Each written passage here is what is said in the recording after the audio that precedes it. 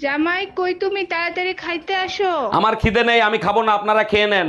আরে জামাই কি হইছে, রাগ করতেছো কেন, বলবা তো। 3 দিন ধরে ডিম খাওয়াচ্ছেন, ডিমের মা বাপ নাই, এদের সাথে দেখা করাতে পারেন না? কেমনে দেখা করাবো জামাই, ডিমগুলো তো সব এতিম। তাই দেখছো গ্যাসের বিল দিয়ে গেছে 10,000 টাকা। হ্যাঁ সকালেই দেখছি, কেন আরো বেশি আসার কথা ছিল নাকি? কি বলো তুমি, 2,000 টাকার গ্যাসের বিল 10,000 টাকা আসছে, তোমার টেনশন হচ্ছে না? টেনশন হচ্ছে না, অবাক হচ্ছি, ওরা কি করে জানলো যে জাহান্নামের আগুন আমার ঘরে জ্বলে? তাই কি বললা তুমি? তোর বয়স 20 বছর, বিয়ে করলে 80 বছরের একটা বুড়ো রে। হ্যাঁ করছি তো, কি হইছে? না কিছু হয় নাই, কি দেখে বিয়ে করছিস সেটা বল। এক হইলো মোটা ইনকাম, আর এক হইলো হাতে দিন কম। ও আচ্ছা।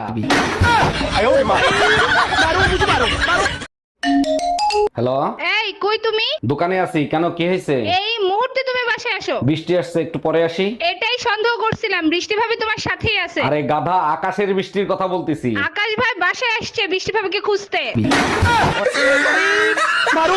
ভাবি মনে কিছু করেন না, আপনারা মেয়ে ছেলেরা হইলেন দুনিয়ার ছেঁচড়া। কেন ভাই এই ধরনের কথা বললেন? আমরা মেয়ে ছেলেরা কি ছেঁচড়ামি করি? যে জিনিস খাইলে জীবনেও কমবে না সেই জিনিসটা পর্যন্ত দিতে চান না। ঘরে মধু থাকতে অন্যের মধু খাইতে চান, আপনাদের লজ্জা করে না?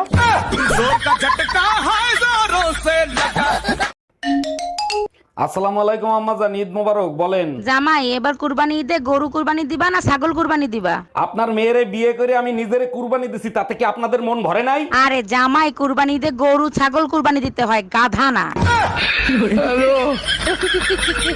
এই তুমি না বলছিলা ঠান্ডা শেষ হওয়ার সাথে সাথে মদ খাওয়া ছেড়ে দিবা? মদ খাওয়া তো আমি ছাইরে দিছি, গরমে একটু ঠান্ডা বিয়ার খাই। মদ খাওয়া ছেড়ে দিছো ভালো কথা, তাই বিয়ার খাওয়া কবে ছাড়বে? তুমি একদম টেনশন নিও না, শীত আসলে বিয়ার ছেড়ে দেবো।